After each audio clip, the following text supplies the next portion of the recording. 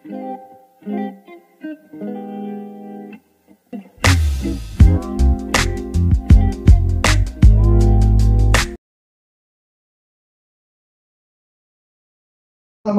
2023 సంవత్సరాల క్రితం రాజులు పరిపాలించిన కాలమైన అంతకు ముందు ఉన్నటువంటి పరిస్థితులను గురించి చెప్పాలన్నా ఎలాగ నీవు చెప్తావు అంటే క్రీస్తు పూర్వం అని చెప్పాలి. రెండవది లేక బీసీ అంటే బిసి అనే స్టాండ్స్ ఫర్ బిఫోర్ క్రైస్ట్ అంటే క్రీస్తు భూమిపైకి రావడానికి ముందు అని. దాని తర్వాత ప్రస్తుతం చెప్పవలసి వస్తే ఏడి అంటే అన్నా డొమిని అనేటటువంటి లాటిన్ పదాలు అవి. అన్నా డొమిని అనేటటువంటి ఆ పదాలు లాటిన్వి. ఏడి స్టాండ్స్ ఫర్ అన్నా డొమిని అంటే the year of the lord అని దాని అర్థం, అనగా ప్రభువు సంవత్సరం. కాబట్టి యేసుక్రీస్తు ప్రభు ఈ భూమిపైకు ఆయన వచ్చాడా అన్న సందేహం అవసరం లేదు. ఎందుకంటే ఆయన వచ్చాడు, ఇది ఖచ్చితం. ఎందుకంటే ఈ చరిత్ర లేక ఈ భూమి పైన ఉన్నటువంటి కాలం రెండుగా విభజించబడి నాటి నుండి నేటి వరకు క్రీస్తు పూర్వం క్రీస్తు శకం అని చెప్పబడుతుంది. కాబట్టి యేసుక్రీస్తు ప్రభు ఈ లోకానికి ఆయన పరలోకము నుండి వచ్చినది అనేది కేవలం ఏదో చెప్పుకునేటటువంటి అనగా కథ కాదు. ఏ కథ మీకు తెలుసా? ఏదైనా కథ చెప్పేటప్పుడు ఎలా కథ చెప్తారు? ఇప్పుడు ఎవరు చెప్తున్నారులే. పిల్లలకి ఒకప్పుడు సాయంత్రం వాళ్ళు పండుకోవాల్సిన సమయం వచ్చినప్పుడు వాళ్ళు నిద్రపోవడానికి తల్లులో ఇంట్లో ఉన్నటువంటి నానమ్మో తాతయ్యో పెద్దవాళ్ళు పక్కన కూర్చోబెట్టుకుని వాళ్ళకి ఏం చెప్పేవాళ్ళు? కథలు చెప్పేవాళ్ళు. ఆ కథ ఎలా మొదలు పెట్టేవాళ్ళు చెప్పారు ఎవరన్నా? అనగా. సో అనగానే కథలు. మరి ఇప్పుడు చెప్తున్నారా? చెప్పట్లా. వాళ్ళు ఏడితే చాలు ఇచ్చే. ఏంటది? తినడానికి ఫోనే, పండుకోవడానికి ఫోనే. ఏమనుకోకండి, దీనికి పోతానికి కూడా అలాగే అయిపోయింది ఈ రోజున. అలాంటి చాలా దౌర్భాగ్యమైనటువంటి స్థితి. కానీ ఈ రాత్రి అనగా అనేటటువంటి కథ అని. అనగా అంటే అర్థం ఏంటంటే అది జరగలా, అది కల్పించినటువంటి మాట. అనగా అంటే అది సత్యము కాదు, అది వాస్తవము కాదు, అది కేవలం వినడం కోసమై సిద్ధం చేసినటువంటి మాట. యేసుక్రీస్తు ప్రభు ఈ భూమి మీదకి వచ్చింది అనగా 2023 సంవత్సరాల క్రితం యేసయ్య వచ్చాడంట అని అనగా కాదు, ఆయన వచ్చాడు. స్తోత్రం చెప్దా. ఆయన వచ్చినది ఆయనది రుజువు సత్యం. ఈ భూమి మీద కాలం నాటికి నేటికి రెండుగా విభజించబడి చెప్పబడుతున్న మాట. ప్రపంచంలో ఉన్న ప్రతి ఒక్కరూ అంగీకరించిన మాట ఏమిటంటే యేసు ఈ భూమిపైకి వచ్చాడు క్రీస్తు శకం క్రీస్తు పూర్వం. అది ఖచ్చితంగా అర్థం చేసుకోవాల్సినటువంటి విషయం. సరే, ఆయన వచ్చాడు అన్నది సత్యమైతే ఎందుకు వచ్చాడు అనేది ఈ రాత్రి కాల సమయంలో ఇక్కడికి మనందరం ఎందుకు వచ్చాం? దూరం నుండి గొల్లప నుండి వచ్చిన ప్రియులు, ఈ గ్రామస్తులని మీరు, ఈ రాత్రి మీరు, మనమందరం ఇక్కడికి ఎందుకు వచ్చాము అంటే ఒక కారణం ఉంది. ఎందుకు వచ్చాం అంటే మనందరము కూడా క్రిస్మస్ పండుగ అనగా క్రీస్తుని ఆరాధించడానికి వచ్చాం. Happy Christmas, right? అంటే మనము రావడానికి ఇదిగో ఒక రీజన్, ఒక కారణం ఉంది. అయితే మరి యేసుక్రీస్తు ప్రభు కూడా ఆయన 2023 సంవత్సరాలకి ముందు ఈ భూమిపైకి ఆయన వచ్చినాడు. ఎందుకు వచ్చాడు ఆయన అంటే ఆయన కారణము లేకుండా రాలేదు. ఎందుకు వచ్చాడో ఈ రాత్రి ముచ్చటగా మూడే చెప్తాను. అంటే ఎక్కువ చెప్తే మీరు ఇక్కడ నుండి వెళ్ళిపోతారని ఏం చెప్తా? మూడే చెప్పి ముగిస్తా. ఓకే, ఎందుకు వచ్చాడు అంటే మొదటి మాట పాపాన్ని తీసివేయడానికి. చెప్పండి, పాపాన్ని తీసివేయడానికి. రెండవ మాట పరిశుద్ధత ఇవ్వడానికి. ఏమివ్వడానికి? పరిశుద్ధత ఇవ్వడానికి. మూడవ మాట పరలోకం తీసుకుపోవడానికి. మూడు పాతోనే స్టార్ట్ అవుతాయి, హృదయంగా ఉంటదని మూడు ఆ పాతోనే చెప్తున్నాను. వెలుగుగా వచ్చాడు ఆయన. ఎవరికి వెలుగివ్వడానికి వచ్చాడంటే చీకటిలో కూర్చున్న వారికి, మరణ ఛాయలో కూర్చున్న వారికి వెలుగివ్వడానికి వచ్చాడు. ఈ రాత్రికాల సమయంలో వెలుగుని గురించినటువంటి మాటలు. వెలుగంటే ఈ వెలుగు కాదు, మరి ఇప్పుడు ఎలాంటి వెలుగు కావాలో యేసు ప్రభు యొక్క మాటలలో ఈ రాత్రి నేను మీకు తెలియచేస్తాను. ఒకవేళ వెలుగు, నాకు మామూలు వెలుగు గురించి అడుగుతున్నా. వెలుగు సహజంగా మనకి ఈ సృష్టిలో ఎవరి నుండి వస్తుంది? సృష్టిలో వెలుగు మనకి సూర్యుడి నుండే వస్తుంది. ఇప్పుడు నాకు సూర్యుడి నుండి వచ్చే వెలుగు నాకు వద్దండి, ఆ వెలుగు నాకు అవసరం లేదండి అని ఒక వ్యక్తి వెలుగు తన పైన పడకుండా మొత్తం చీకట్లోనే కూర్చున్నాడు అనుకోండి. ఒక వ్యక్తి కొన్ని వారాల పాటు, కొన్ని నెలల పాటు ఒక వ్యక్తి వెలుగులోనికి రాకుండా చీకట్లోనే ఉంటే ఏమైద్దో తెలుసా? అతనికి ఉన్న ఆరోగ్యం అంతా ఏమైందంటే పోతుంది.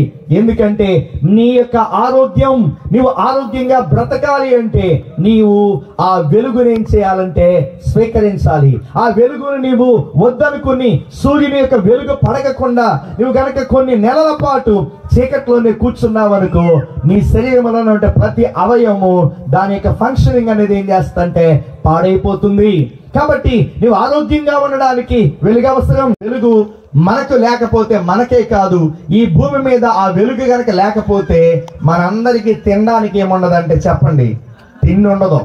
ఒకవేళ నీవు వెజిటేరియన్ అయినా, నాన్ వెజిటేరియన్ అయినా, నీవు మాంసం తినే వ్యక్తివైనా, నీవు కూరాకులు తినే వ్యక్తివైనా, ఈ సృష్టిలో ఏ ప్రాణి బ్రతకాలన్నా, ఏ యొక్క మొక్క బ్రతకాలన్నా దానికి ఏం కావాలి అంటే లైట్, వెలుగు కావాలి. అది లేకుండా ఏది బ్రతకలేదు, ఏది అది బట్టగట్టలేదు. కాబట్టి వెలుగు అది బ్రతికిస్తుంది, వెలుగు జీవమిస్తుంది. యేసయ్య ఏమంటున్నాడంటే నేను ఏ వెలుగును అంటే జీవపు వెలుగుని. ఇంకొక మాట చెప్తాను, ఈ వెలుగుకున్న లక్షణం ఏంటంటే వెలుగు ఇస్తుంది కానీ మన నుండి ఏమి తీసుకోదు. వెలుగు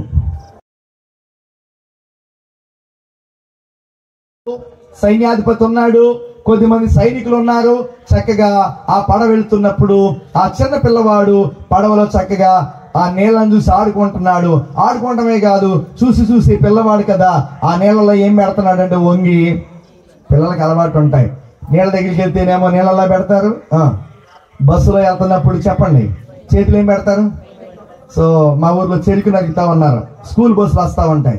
ఆ డ్రైవర్ ఏమో వాటి తప్పించిన ప్రయత్నం చేస్తాను. నేను చాలాసార్లు భయపడు. ఆ పిల్లలు ఏం చేస్తారంటే అద్దాలు తీసి ఈ ట్రాక్టర్ ఇలా క్రాస్ అవుతున్నప్పుడు అందరూ చేతులు పెట్టేస్తున్నారు. దేనికోసం? చెరుకు ముక్కల కోసం. వాళ్ళకి తెలియదు అది ఎంత ప్రమాదమో. ఇదిగో ఈ చిన్న పిల్లవాడు ఆ నీళ్ళలో ఏం చేస్తున్నాడంటే పెట్టి ఆడుకుంటా ఉన్నాడు. తండ్రి చూస్తా ఉన్నాడు, పడవ మెల్లిగా వెళ్తా ఉంది. అనుకోకుండా ఆ పిల్లవాడు ఆడుకుంటూ ఏం చేశాడంటే అతడు టప్మని అతను ముందుకు తూలాడు. ఇప్పుడు నదిలో ఆ చిన్న పిల్లవాడు ఏం చేశాడంటే పడిపోయాడు. పడిపోయింది ఎవరో కాదు, రాజు యొక్క కొడుకు. రాజుగారు కూడా ఉన్నాడు, మంత్రి ఉన్నాడు, సైన్యాధిపతి ఉన్నాడు, అక్కడ సైనికులు ఉన్నారు. ఆ చిన్న పిల్లవాడు పడిపోయాడు. ఆ నదిలో పడిపోయి ఆ పిల్లవాడు మునిగిపోతా ఉంటే రాజుగారు ఒక్క నిమిషం కూడా ఆలోచించకుండా టపీమని ఏం చేశాడంటే ఆ నీళ్ళలోకి దూకేశాడు. దూకి తన కొడుకుని ఏం చేశాడంటే పట్టుకుని ఆ కొడుకు చనిపోకుండా ఆ కొడుకుని బ్రతికించుకుని మరలా పడవలోకి వచ్చాడు. పక్కన ఉన్నటువంటి మంత్రి అన్నాడు, రాజా అయ్యయ్యో మీరెందుకు దూకారు? వెళ్ళమంటే నేను వెళ్ళేవాడిగా, వెళ్ళమంటే ఇదిగో ఈ సైనికుడు వెళ్ళేవాడు కదా, ఈ సైన్యాధిపతి వెళ్ళేవాడు కదా, మీరెందుకు దూకారంటే ఆ రాజు అన్నాడు, ఆ పడిపోయినాడు ఎవడో తెలుసా? నేను ప్రేమించేటటువంటి నా యొక్క కుమారుడు. ఆ కుమారుని రక్షించడానికి మీరు కాదు, ఎవరంటే నేనే. ఆలోచన చేయకుండా వేరే వ్యక్తిని పంపించకుండా అతడే వెళ్ళడానికి కారణం ఏంటంటే ఆ తండ్రిగా ఆ కుమారుడి పైనటువంటి ప్రేమ. యేసు ప్రభువే ఎందుకు పరలోకం నుండి భూలోకానికి వచ్చాడంటే యేసయ్యకు నీవంటే ప్రేమ. దేవునికి స్తోత్రం చెప్దా. యేసు ప్రభు నిన్ను ప్రేమించినాడు. ఆయన ఎంత ప్రేమించాడంటే వాక్యం ఎలా చెప్తుంది, దేవుడు లోకమును ఎంతో ప్రేమించాడు. ఈ రాత్రికాల సమయంలో ఇక్కడ ఉన్న ప్రతి ఒక్కరిని కూడా యేసుక్రీస్తు ప్రభు ప్రేమిస్తా ఉన్నాడు. ఆయన ఏం చేశాడు ప్రేమించంటే, ఇదిగో ప్రేమించినటువంటి ప్రభు నిన్ను విడిపించడానికి ఆ పరలోకము నుండి ఈ లోకానికి వచ్చినటువంటి ఆ గొప్ప దేవుడు పాపము నుండి విడిపించడానికి, నీ స్థితిని మార్చడానికి ఆ ప్రేమించినటువంటి యేసయ్య తన ప్రాణాన్ని పెట్టాడు. ఆయన ప్రాణము పెట్టి నీ యొక్క పాపము కోసం, మనందరి యొక్క పాపం నుండి విడిపించడానికి యేసయ్య తన యొక్క రక్తము చిందించి మానవునికి ఏం తీసుకొచ్చాడంటే రక్షణ తీసుకొచ్చాడు. ఆ రక్షణ పొందితే అంటే యేసు ద్వారా నీలో ఉన్న పాపం అంతా పోయి నీవేమవుతావంటే పరిశుద్ధపరచబడతావు. యేసుక్రీస్తు ప్రభు వెలుగుగా ఈ లోకానికి వచ్చాడు, నిన్ను వెలిగించడానికి వచ్చాడు. ఈ వెలుగు ఇది శాశ్వతమైన వెలుగు. వెలుగులో నడిస్తే నీవు చక్కగా నీ గమ్యాన్ని ఏం చేస్తావంటే నువ్వు చేరుకుంటావు. లేదండి నాకు వెలుగొద్దండి, నేను చీకట్లోనే వెళ్తానండి అంటే ఇలా చెప్తాను. ఇది రాత్రికాల సమయం.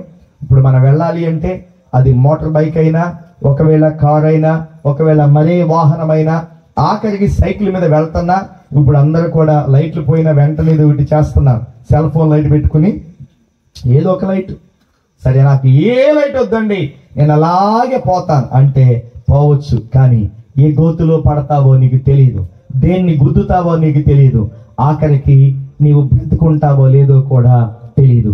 చీకటిలో నడిస్తే నీకు ప్రమాదం, కానీ వెలుగులో నడిస్తే నీ గమ్యాన్ని నువ్వేం చేయొచ్చు అంటే చేరుకోవచ్చు. ఈ రాత్రికాల సమయంలో వెలుగు నీ జీవితాన్ని వెలిగిస్తుంది. వెలుగులో నడిస్తే నీవు గమ్యాన్ని చేరుకుంటావు. ఆ వెలుగుని నీవు గనక హృదయంలో చేర్చుకుంటే ఆ వెలుగులో నిత్యము నీ జీవితానికి ఏంటంటే సంతోషమే. యేసయ్య అన్నాడు, నేను ఈ లోకమునకు ఏ వెలుగునంటే జీవపు వెలుగు. చెప్పండి, ఏ వెలుగంట? జీవపు వెలుగు. ఆయనలో జీవముంది. ఆ జీవపు వెలుగు ఇదిగో మన యొద్దకు వచ్చింది. ఆ జీవపు వెలుగు ఈ భూమి మీదకు వచ్చింది.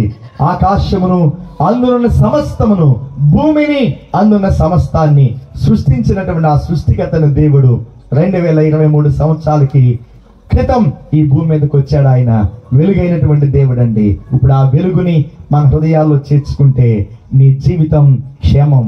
అన్నిటికంటే గొప్ప సంగతి, యేసుక్రీస్తు ప్రభు ద్వారా నీవు నీ యొక్క జీవితంలో నీవు శాంతి సమాధానాన్ని అనుభవిస్తావు. నీవు పాపము నుండి విడిపించబడతావు. నీకు పరలోకం నీకు దొరుకుతా ఉంది. యేసయ్య ఈ లోకానికి ఎందుకు వచ్చాడో చెప్పాను, పాపము నుండి విడిపించడానికి. రెండవది చెప్పాను, పరిశుద్ధతనివ్వడానికి. ఈ లోకంలో పరిశుద్ధులు ఎవరు లేరు. యేసయ్య ఒక్కడే ఎవరు అంటే పరిశుద్ధుడు, ఆయన పాపము లేనటువంటి వాడు.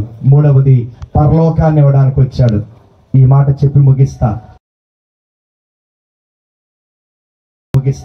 సరే, పరలోకం ఉందా లేదా అంటే కొంతమందికి, చాలా మందికి డౌట్, ఉంటే కనిపించట్లేదు కదా అని. సరే, ఇలా అడుగుతా, మీకు ప్రాణం ఉందా లేదా? మాట్లాడతాను. అదేంటండి అలాగ అడిగారు? మీకు ప్రాణం ఉందా లేదా అంటే ప్రాణం లేకపోవడం ఏంటని కాదు, కాస్త చూపించండి అంటే మనలో ప్రాణం ఉందన్నమాట వాస్తవమే. కానీ దాన్ని నేను బయటికి ఏం చేయలేమంటే తీసి చూపించలేం. ఈ రాత్రికాల సమయంలో పరలోకం ఉన్నది, నీలో ప్రాణం అన్నమాట నిజం, పరలోకం అన్నమాట నిజం. ఆ పరలోకం చేర్చాలి అంటే పరలోకం నుండి వచ్చిన వాడే నిన్ను పరలోకం తీసుకెళ్తాడు. ఇంకెవ్వరు తీసుకెళ్ళారు. ఎవరు వచ్చారు పరలోకం నుండి? యేసుక్రీస్తు ప్రభు ఒక్కడే వచ్చాడు. ఆయనే నిన్ను పరలోకం తీసుకెళ్తాడు. ఎందుకంటే ఆ పరలోకము నుండి వచ్చిన వాడు నిన్ను పరలోకము తీసుకెళ్ళి ఆ పరలోకములో నిన్ను ఆయన తనతో పాటు కూర్చుండబెట్టుకోవాలని. అక్కడ ఉంటే ఏమంటుందో చెప్పనా, ఇక్కడైతే పండగ వచ్చినప్పుడే సంతోషం, కానీ అప్పుడు ఆయనతో ఉంటే పరలోకములు నిత్యము ఏంటంటే సంతోషం. ఇక్కడ సూర్యుడు వస్తే వెలుగు, ఈ లైట్ వేస్తే వెలుగు, కానీ పరలోకములు నిత్యము వెలిగే. స్తోత్రం చెప్దా. పరలోకములు నిత్యము సంతోషమే, పరలోకములు నిత్యము వెలిగే. అక్కడ వ్యాధి లేదట, అక్కడ బాధ లేదట, అక్కడ ఎలాంటి లోకపైక పాపము పరిస్థితులు లేవు. ఎందుకంటే అక్కడ పరిశుద్ధమైన దేవుడు పరలోకం, దానిని నిత్య జీవం. యేసుక్రీస్తు ప్రభు ఆయనను ప్రేమించాడు, వెలుగైనటువంటి దేవుడు. కాబట్టి ఆయన ఈ లోకానికి అరుణోదయముగా ఆయన వచ్చినాడు. చీకటిలోను మరణ ఛాయలోను కూర్చున్న వారికి వెలిగివ్వడానికి వచ్చాడు. ఈ రాత్రికాల సమయంలో నీవు ఏ పాపం అనే చీకటిలో కూర్చున్నావో ఆయన దాని నుండి విడిపించాలని ఆశపడుతున్నాడు. ఏదో అనేటువంటి నీవు జీవము లేనటువంటి స్థితి, అంటే బ్రతుకుంటారు కానీ హృదయంలో శాంతి సమాధానాలు లేకపోవడం జీవము లేనటువంటి స్థితి. నీవు జీవము కలిగిన యేసు ప్రభుని గనక నీ హృదయంలో చేర్చుకుంటే నీవు జీవము కలిగిన వాడు అవుతావు, నీవు జీవము కలిగిన దాన్ని అవుతావు. యేసు ప్రభు నిన్ను ప్రేమించాడు, ఆయన నీ కోసం ఆయన ఈ లోకానికి వచ్చాడు, ఆయన నిన్ను వెలిగించడానికి వచ్చాడు, రక్షించడానికి వచ్చాడు. క్రిస్మస్ యొక్క ఈ గొప్ప శుభవార్త ఏంటి అంటే ఆ వెలుగు ఈ లోకంలో ఏం చేస్తుందంటే సంచరిస్తుంది. ఆ వెలుగు నీకు వినిపిస్తుంది. నువ్వు చేయవలసిన పని ఏంటి అంటే ఆ వెలుగుని నీవు అంగీకరించడం, ఆ వెలుగులో నీవేం చేయడం అంటే నడవడం. ఎందరూ ఈ వెలుగుని అంగీకరించి ఈ వెలుగులో నడుస్తారో అట్టి వారికి నిత్యము ప్రభువిచ్చేటటువంటి ఆ గొప్ప శాంతి, సమాధానం, రక్షణ ప్రభు ఇవ్వడానికి ఇష్టపడ్డాడు. ఈ రాత్రికాల సమయంలో ఈ గొప్ప పండుగలో మనం మరొకసారి యేసు ప్రభు ఎవరో గ్రహించి ఆయనను మనము చేర్చుకుని ఆయన యొక్క వెలుగులో నీవు నడవాలి అని, ఆ వెలుగైనటువంటి దేవుని యొద్దకు నీవు రావాలి. ఒక్క మాట చెప్పన, యేసయ్య పరలోకం నుండి భూలోకానికి వచ్చాడు నేను వెలిగించడానికి. కానీ నువ్వు యేసు యొద్దకు రావడానికి ఏం చేయట్లేదంటే ఇష్టపడలేదా? యేసయ్య పరలోకం నుండి భూలోకానికి వచ్చాడు, కానీ నీవు యేసు నందుకు వస్తే నీ జీవితం ఏం చేయబడుతుందంటే మార్చబడుతుంది. ఈ లైట్ ఉంది, ఈ లైట్ ఎంత విలువైందైనా అది వెలగాలంటే దానికి ఏముండాలంటే కరెంట్ సప్లై అవసరం. వైర్ ఉన్నా అన్నీ ఉన్నా అది వెళ్ళి దానికి సోర్స్ ఎక్కడ ఉందో అక్కడ కనెక్ట్ చేయాలి, అప్పుడే వెలుగుతుంది. నీ హృదయం నిజముగా వెలిగించబడాలి అంటే నిజమైన వెలుగైనటువంటి యేసు ప్రభుతో నీవేం కావాలంటే కనెక్ట్ కావాలి. చివరి మాట చెప్పనా? Come and connect. చెప్పండి, కమ్. యేసయ్య అన్నాడు, ప్రయాసపడి భారం మోయుచున్న సమస్త ప్రజలారా నా యొద్దకు రండి. మొదటి మాట రావడం. వచ్చిన తర్వాత ఏం చేయాలి అంటే ఆయనతో ఏమవ్వాలంటే కనెక్ట్ అవ్వడం. అనగా ఆయనకు నీ హృదయంలో ఏమి ఇవ్వడం అంటే చోటు ఇవ్వడం. ఆయన అద్భుతముగా నీ హృదయాన్ని మారుస్తాడు, నీకు శాంతి ఇస్తాడు, సమాధానం ఇస్తాడు, నీ పాపములను విడిపిస్తాడు, నీ చెడ్డ క్రియలను విడిపిస్తాడు, నీ జీవితాన్ని మారుస్తాడు, నీ జీవితంలో ఆయన ఆశ్చర్య కార్యాలు జరిగిస్తాడు.